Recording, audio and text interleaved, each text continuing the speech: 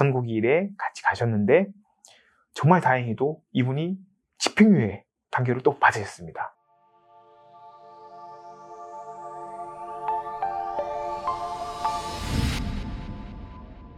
안녕하세요. 법무법인 동감 박진호 변호사입니다. 오늘은 늘 문의가 많은 음주운전, 그리고 그 중에서도 삼진아웃, 어떤 경우에 삼진아웃일 때 내가 정말 위험한지에 대해서 사실 좀 말씀을 드리겠습니다. 이게 삼진아웃 케이스라고 해서 다 같은 삼진아웃이 정말 아니고요. 물론 이제 음주운전에 이제 특히 엄하다는 인상을 주는 판사님들도 계시기 때문에 뭐 무조건 일률적으로 뭐 말씀드리긴 어렵지만, 저희가 음주운전 사건을 정말 수많은 음주운전 사건을 이제 다뤄보면서 어느 정도 좀 저희가 생각하는 요런 기준이 어느 정도 있구나 라는 부분에 대해서 좀 말씀을 드리고자 합니다. 똑같이 세 번째 음주운전이더라도 정말 가장 위험한 거는 세 번째 음주운전인데, 이게 내가 세 번째니까 정말 걸리지 말아야지 하면서 하다가 걸렸는데 음주 측정 거부를 하는 분들이 있습니다. 정말 큰일 납니다. 술을 좀 많이 드셨다 싶더라도 일단은 측정은 하셔야 돼요. 측정 거부를 하면 정말 안 됩니다. 이 경우에는 정말 죄질이 엄청나게 안 좋다고 판사님들이 보시기 때문에, 세 번째인데 측정 거부까지 있어? 라고 하면 정말 신변 정리를 하셔야 된다 라고 말씀드릴 수 있을 정도로 위험한 상황이라고 생각하시면 됩니다. 그나마 이제 그리고 그 다음에 이제 그나마 조금 선처의 여지가 있다고 볼 수 있는 경우는 그 직전 전과가 예를 들면 두 번째 전과죠. 그러니까 두 번째 음주운전 전과가 벌금형이고 세 번째 음주운전인데 다행히 수치는 그렇게 높지 않은 경우는 그나마 상대적으로 조금 선처를 기대해 볼 수 있는 상황이라고 생각을 하시면 됩니다.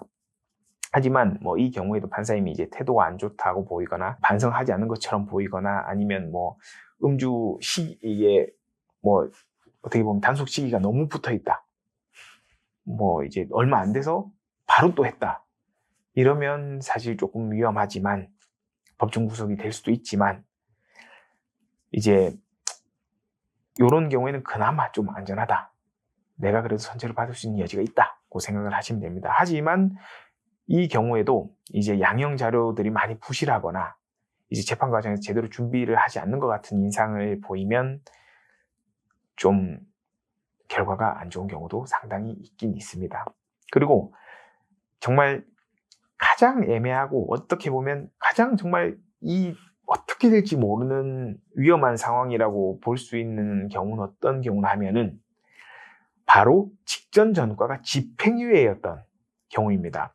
하지만 이 경우에도 이제 직전 음주운전 시점과 이제 직전 음주운전으로 처벌받은 시점과 현재 시점의 차이가 크면, 이제 시간이 많이 길면 조금 여지가 있지만, 시점 차이가 이제 얼마 되지 않는다고 하면은 정말 위험할 수 있습니다. 또한 시점 차이가 꽤 되더라도 절대 안심할 수는 솔직히 없는 케이스입니다. 왜냐하면 저희가 이제 항상 형사사건 얘기할 때 의뢰인분한테 말씀드리는 건, 이게 전과라는 건 약간 뭐 계단식 마일리지라고 저희는 좀 표현을 하거든요. 처음에는 당연히 낮아요. 근데 이게 두 번째하고 세 번째 하면 점점 높아져요. 이것도 똑같아요. 첫 번째 벌금으로 선처를 해줬어요. 근데 두 번째 했는데 좀 케이스가 안 좋아서 집행유예로 선처를 해줬어요. 두 번째인데도. 근데 세 번째, 또 세 번째를 했어? 라고 하면 그때는 집행유예 다음은 바로 실형이지 라고 생각하시는 판사님들이 은근히 많으십니다. 그렇기 때문에 정말 이런 경우라고 생각하시면 정말 이제 내가 어떻게 될지 모르겠구나, 정말 준비 잘해야 된다 라고 생각을 하시면 됩니다. 근데 저희 사무실에도 당연히 이제 이런 상황에 계신 분이 찾아오셨습니다. 이분은 이제 직전 음주운전 시점과 시간도 사실 얼마 나지 않고, 심지어 직전 음주운전 전과가 집행유예였어요. 진짜 위험하죠. 근데 다행히 직전 음주운전 집행유예 기간은 끝이 나셨더라고요. 근데 이번에 세 번째이기도 하고 직전 판결을 받을 때 판사님이 그러셨대요. 다음에 한 번만 더 걸리면 아마 구속될 것 같으니까 조심하라. 이런 말씀을 그냥 하셨나 봐요. 이제 근데 그 말씀이 이제 생각나신 거예요. 세 번째 딱 걸리고 나니까. 그래서 음주 측정하고 바로 그 다음날 저희 사무실로 오셨어요. 근데 사실 수치도 상당히 조금 높은 편이었어요. 근데 이제 저희는 이제 뭐 솔직히 말해서 뭐 좀 그냥 사건 수임만 막 하려고 하시거나 막 그런 사무실을 가면은 뭐 무조건 저희가 해드리겠습니다. 뭐 저희가 어떻게 빼드리겠습니다. 막 이런 얘기 하시는데 저희는 안타깝지만 절대 장담을 하지 않습니다.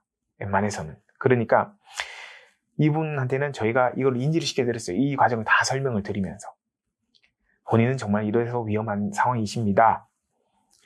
그래서 이제 정말 잘 준비를 해야 됩니다. 라고 해서 정말 수사 단계부터 뭐 반성문, 뭐 단원서는 당연한 거고 온갖 자료들을 이제 저희가 준비를 했고 하나하나 다 제출을 했습니다.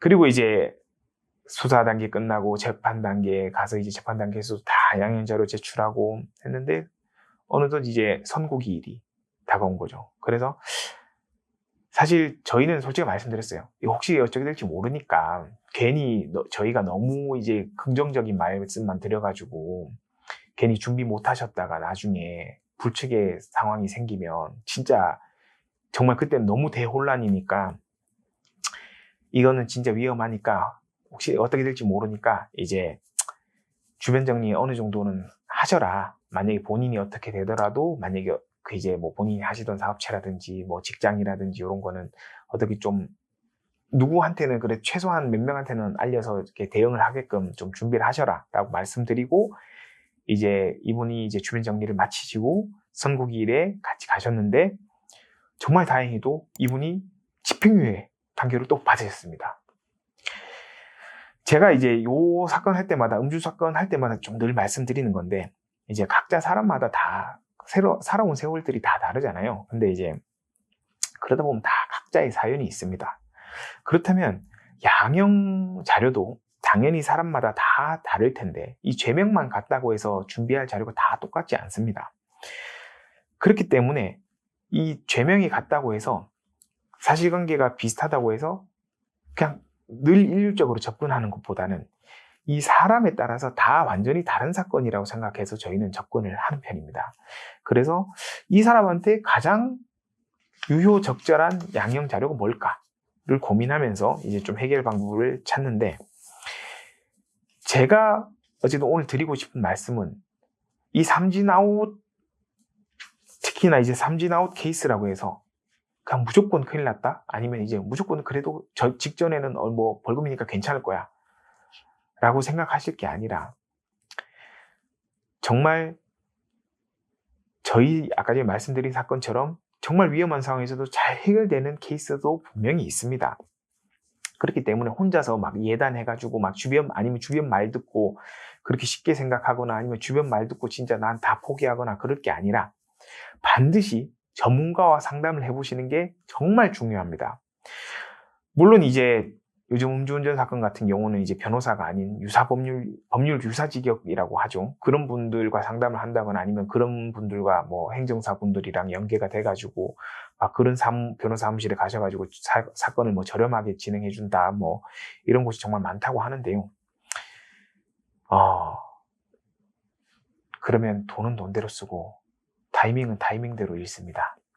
그렇기 때문에 이런 데는 가급적 좀 조심을 하시고 절대 초기에 들어가는 비용 아깝다고 무료 상담 혹은 아니면 변호사 아닌 분들과 상담 이런 데 하지 마시고 반드시 문제가 생겼을 때는 최대한 빨리 법률 전문가와 상담을 하고 변호사 사무실에 가셔서 정식으로 딱 상담을 하시고 그 다음에 가급적이면 같이 선임을 바로 하셔서 같이 해결 방법을 찾으시는 걸 가장 추천드립니다. 이상입니다.